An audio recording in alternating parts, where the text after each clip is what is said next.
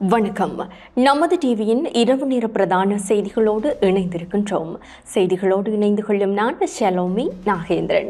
விரிவான செய்திகளுக்குள் செல்ல முன்னர் முதலில் தலைப்புச் செய்திகள்.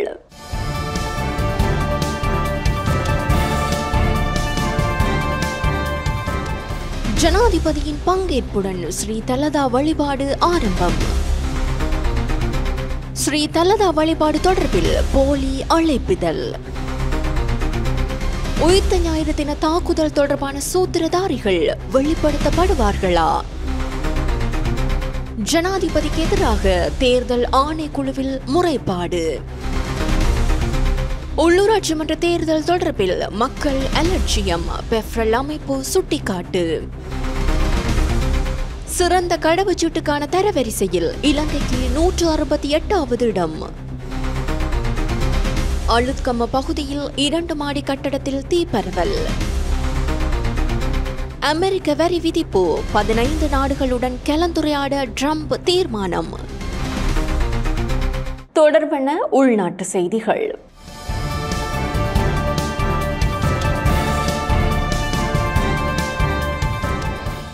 ஜனாதிபதி அனுரகுமார திசாநாயக்கவின் பங்கேற்புடன் ஸ்ரீ தலதா வழிபாடு இன்று ஆரம்பமானது.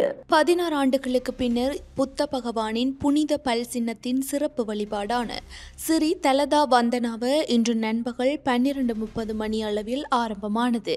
இந்நிகழ்வில் ஜனாதிபதி அனுரகுமார திசாநாயக்கவும் பங்கேற்றதுடன் வழிபாட்டிலும் ஈடுபட்டார்.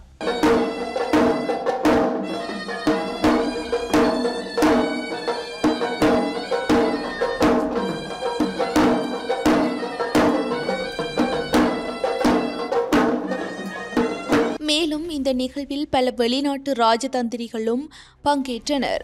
இன்று ஆரம்பிக்கப்பட்டுள்ள இந்நிகழ்வு ஏப்ரல் 27 வரை 10 நாட்களுக்கு நடைபெறவுள்ளது. தினமும் நண்பகல் 12 மணி முதல் மாலை 5 மணி வரை புனித பல் சின்னத்தை வழிபாடு செய்வதற்கு பொதுமக்களுக்கு சந்தர்ப்பம் வழங்கப்பட்டுள்ளது. ஸ்ரீ தலதா வழிபாடு தொடர்பில் வெளியான அழைப்பிதழ் போலியானது என ஜனாதிபதியின் ஊடக பிரிவு தெரிவித்துள்ளது. ஸ்ரீ தலதா வழிபாடு ஆரம்ப நிகழ்வில் கலந்து கொள்ளுமாறு பொதுமக்களை தவறாக வழிநடத்தும் போலியான அழைப்புதல் பிரச்சாரம் செய்யப்படுவதாக ஜனாதிபதி ஊடக பிரிவு தெரிவித்துள்ளது. ஜனாதிபதியின் செயலாளர் கலாநிதி நந்திக சனத்குமார் நாயக்கவின் பேரில் போலியாக தயாரிக்கப்பட்ட இந்த அழைப்புதலில் ஸ்ரீ தலதா வழிபாடு ஆரம்ப நிகழ்வில் பங்கேற்க கண்டியில் உள்ள ஜனாதிபதி மாளிகைக்கு வருகை தருமாறு குறிப்பிடப்பட்டுள்ளது. இந்நிலையில் ஸ்ரீ தலதா வழிபாடு ஆரம்ப நிகழ்வுக்கு இந்த வகையான சிறப்பு அழைப்புதல் யாருக்கும் வழங்கப்படவில்லை என ஜனாதிபதி ஊடகப் பிரிவு குறிப்பிட்டுள்ளது.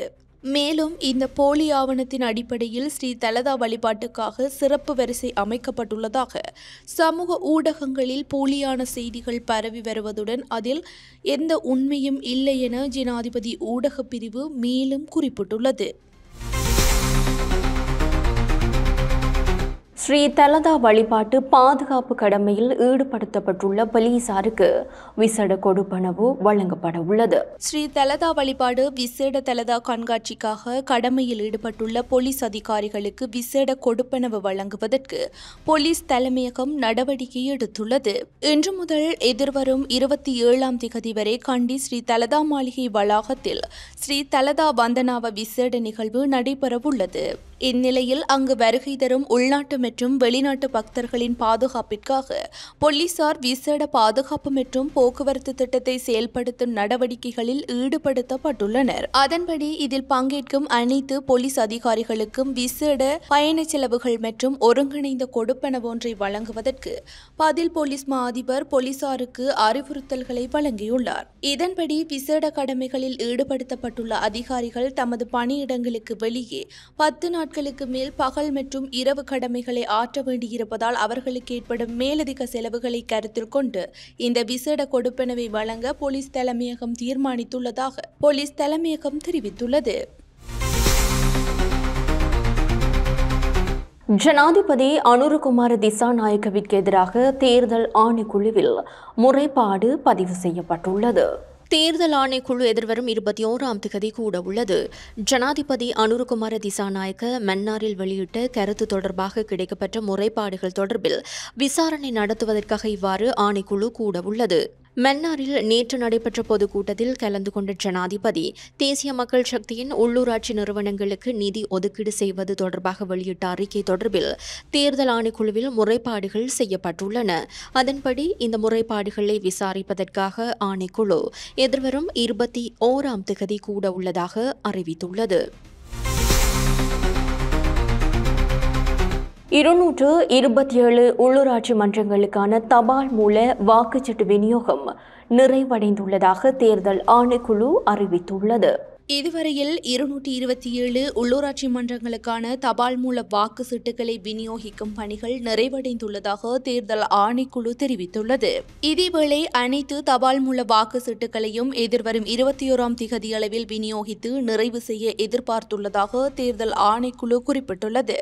இதன் பின்னர் ஏதேனும் ஒரு நீதிமன்றத்தினால் அது தொடர்பில் வழக்கு தீர்ப்பு வழங்கப்படுமாயின் குறித்த உள்ளூராட்சி மன்றத்திற்கான தபால் மூல வாக்களிப்பு தாமதமாக வாய்ப்புள்ளது என அதன் தவிசாளர் RMAL ரத்நாயக்க குறிப்பிட்டுள்ளார். எஞ்சிய 112 உள்ளூராட்சி மன்றங்களுக்கான தபால் மூல வாக்கு சீட்டுகளை விநியோகிக்கும் பணிகள் தொடர்ச்சியாக மேற்கொள்ளப்படும். இதற்கமைய ஏப்ரல் 24, 25, 28, 29 ஆகிய திகதிகளில் தபால் மூல வாக்களிப்பு இடம்பெறவுள்ளது. உள்ளூராட்சி மன்ற தேர்தல் தொடர்பில் மக்களின் ஆர்வம் குறைவடைந்துள்ளதாக பெஃப்ரல் அமைப்பு சுட்டிக்காட்டியுள்ளது. உள்ளூராட்சி மன்ற தேர்தலுக்கான பிரச்சாரங்கள் ஆரம்பத்திலிருந்து எந்தவொரு பாரதூரமான சம்பவங்களும் இதுவரை பதிவாகவில்லை என தேர்தல் கண்காணிப்பு நடவடிக்கைகளில் ஈடுபட்டுள்ள பெஃப்ரல் அமைப்பு தெரிவித்துள்ளது. எவ்வாறாயினும் அரச சொத்துக்களை தவறாக பயன்படுத்தியமை மற்றும் தனிநபர் தாக்குதல்கள் தொடர்பாக சில முறைப்பாடுகள் கிடைத்துள்ளதாகவும் அந்த அமைப்பு சுட்டிக்காட்டியுள்ளது. அரச சொத்துக்களை தவறாக பயன்படுத்தியமை தொடர்பாக 20 முறைப்பாடுகளும் தனிநபர் தாக்குதல்கள் தொடர்பாக 15 முறைப்பாடுகளும் கிடைத்துள்ளதாக பெஃப்ரல் அமைப்பு தெரிவித்தது. உள்ளூராட்சி மன்ற தேர்தல் தொடர்பாக மக்கள் மத்தியில் உள்ள ஆர்வம் குறைந்த மட்டத்தில் இருப்பதாக தமது கண்காணிப்பாளர்கள் தெரிவித்துள்ளதாக பெஃப்ரல் அமைப்பின் நிறைவேற்று பணிப்பாளர் ரோஹன கெட்டியாராச்சி தெரிவித்தார்.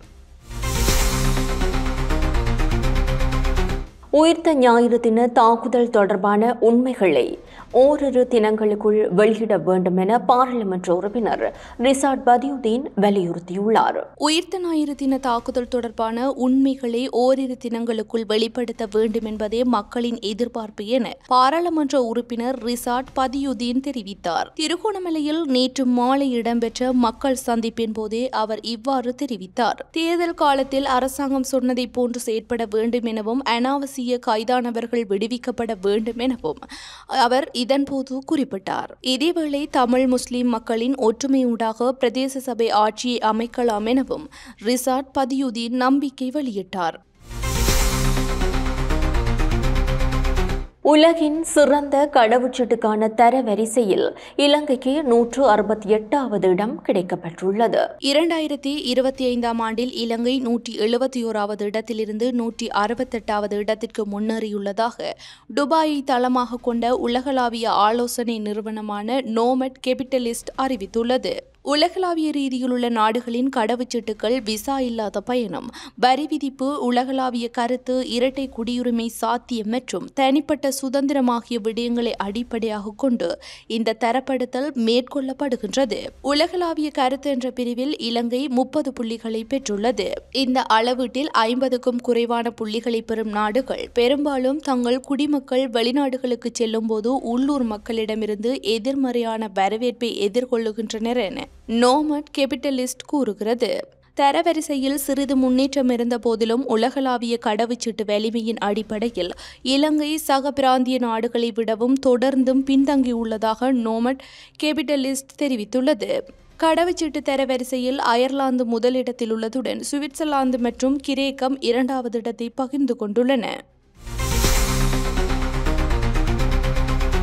இம்மாதத்தின் முதல் 15 நாட்களில் சுற்றுலா பயணிகளின் வருகை உயர்வடைந்துள்ளது. இம்மாதத்தின் முதல் 15 நாட்களில் சுற்றுலா பயணிகளின் வருகை உயர்ந்துள்ளது. இது முந்தைய ஆண்டை விட 38% அதிகரித்து 93,915 உயர்ந்துள்ளதாக இலங்கை சுற்றுலா அபிவிருத்தி அதிகார சபை தெரிவித்துள்ளது. சுற்றுலா பயணிகளின் வருகையின் அடிப்படையில் இந்தியா மற்றும் பிரித்தானியா முதல் 2 இடங்களை பிடித்துள்ளது. இந்தியாவிலிருந்து 18,220 பேர் வருகை தந்துள்ளதுடன் பிரித்தானியாவிலிருந்து 11,425 பேர் வருகை தந்துள்ளனர். அத்துடன் ரஷ்யாவிலிருந்து 8,705 பேர் வருகை தந்துள்ளனர். இந்த ஆண்டில் கடந்த 15ஆம் திகதி வரை இலங்கைக்கு 8,16,191 சுற்றுலா பயணிகள் வருகை தந்துள்ளதுடன் இது கடந்த ஆண்டை விட 16% அதிகமாகும் என இலங்கை சுற்றுலா அபிவிருத்தி அதிகார சபை தெரிவித்துள்ளது. அளுத்கம பகுதியில் அமைந்துள்ள 2 மாடி கட்டடத்தில் இன்று அதிகாலை தீப்பரவல் ஏற்பட்டுள்ளது. அளுத்கம பகுதியில் ஒரு வீடு மற்றும் ஒரு கடை தொகுதியை கொண்ட 2 மாடி கட்டடத்தில் இன்று அதிகாலை தீப்பரவல் ஏற்பட்டது. இந்த தீப்பரவலில் மரத்தால் செய்யப்பட்ட பல பொருட்கள் எரிந்து நாசமாகியுள்ளதாக போலீசார் தெரிவித்தனர். தீ விபத்திற்கான காரணம் இன்னும் கண்டறியப்படவில்லை. எனினும் இந்த சம்பவத்தில் எவருக்கும் காயங்கள் ஏற்படவில்லை என தெரிவிக்கப்பட்டுள்ளது. இந்த சம்பவம் குறித்து போலீசார் மேலதிக விசாரணைகளை முன்னெடுத்துள்ளனர். நாட்டில் எலிக்காய்ச்சல் பரவும் அபாயம் அதிகரித்துள்ளதாக சுகாதார பரிசோதகர்கள் தெரிவிக்கின்றனர். விசேடமாக புத்தாண்டு கால பகுதியில் வயல்வெளிகளுக்கு அருகில் புத்தாண்டு கொண்டாட்ட நிகழ்வுகளில் கலந்து கொண்டவர்கள் அவதானமாக இருக்க வேண்டும் என அறிவுறுத்தப்பட்டுள்ளது. காய்ச்சல், தலைவலி, தசையுளைவு, மூட்டுகளில் வலி, சரும எரிச்சல் போன்றவற்றுடன் வாந்தி பேதி, தசை வீக்கம் என்பனவும் எலிக்காய்ச்சலின் ஆரம்ப அறிகுறிகளாகும் என தெரிவிக்கப்பட்டுள்ளது. இவ்வாறான அறிகுறிகள் தென்பட்டால் உடனடியாக வைத்தியரை நாட வேண்டும் என பொது சுகாதார பரிசோதகர்கள் அறிவுறுத்தியுள்ளனர். இவ்வருடத்தின் இதுவரையான கால பகுதியில் 713 பேர் விபத்துகளில் சிக்கி உயிரிழந்தனர். 685 விபத்துகளில் இந்த உயிரிழப்புகள் பதிவாகியுள்ளன. எவ்வாறாயினும் கடந்த வருடத்துடன் ஒப்பிடும்போது இந்த ஆண்டில் 31 வாகன விபத்துகள் குறைவாக பதிவாகியுள்ளன. இதற்கமைய கடந்த ஆண்டில் குறித்த காலப்பகுதிக்குள் பதிவான 713 வாகன விபத்துகளில் 744 பேர் உயிரிழந்தனர். பண்டிகை காலத்தில் இடம்பெற்ற வாகன விபத்துகளில் 105 பேர் உயிரிழந்துள்ளனர். 103 விபத்துகளில் இந்த உயிரிழப்புகள் பதிவாகியுள்ளன. குறித்த காலப்பகுதிக்குள் 934 வாகன விபத்துகள் இடம்பெற்றுள்ளதாக போலீசார் குறிப்பிட்டனர். எவ்வாறாயினும் கடந்த வருடத்துடன் ஒப்பிடும்போது இந்த காலப்பகுதிக்குள் 23 வாகன விபத்துகள் குறைவாக பதிவாகியுள்ளன. இதற்கமைய கடந்த ஆண்டில் குறித்த காலப்பகுதிக்குள் பதிவான 126 வாகன விபத்துகளில் 128 பேர் உயிரிழந்தனர். வருடத்தின் இதுவரையான காலப்பகுதிக்குள் 713 பேர் வாகன விபத்துகளில் உயிரிழப்பு.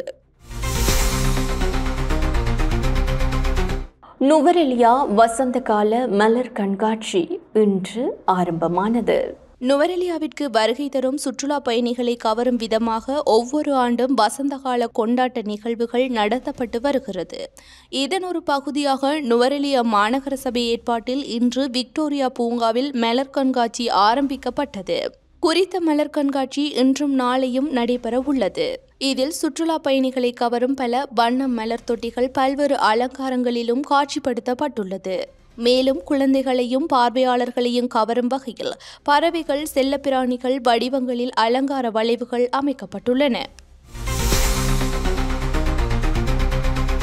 தொடர்வது சர்வதேச செய்தி.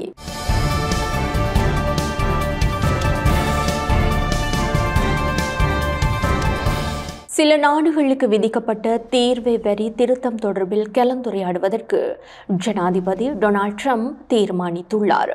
ஐரோப்பிய ஒன்றியத்துடனான வர்த்தக ஒப்பந்தம் 100% சாத்தியமாகும் என அமெரிக்க ஜனாதிபதி டொனால்ட் ட்ரம்ப் நம்பிக்கை தெரிவித்தார். ஐரோப்பிய ஒன்றிய இறக்குமதிகள் மீது ஆரம்பத்தில் 20% வரி விதித்து பின்னர் 90 நாட்களுக்கு அதை தற்காலிகமாக நிறுத்தியுள்ளார். இந்நிலையில் வெள்ளை மாளிகையில் இத்தாலிய பிரதமர் ஜியோர்ஜியா மெலோனியுடனான சந்திப்பை தொடர்ந்து இதனை தெரிவித்துள்ளார். ஐரோப்பிய ஒன்றியத்துடன் 100% வர்த்தக ஒப்பந்தம் இருக்கும் என்றும் அது நியாயமான ஒப்பந்தமாக இருக்கும் என்றும் ஜனாதிபதி ட்ரம்ப் குறிப்பிட்டுள்ளார். தொடர்வது விளையாட்டுச் செய்தி.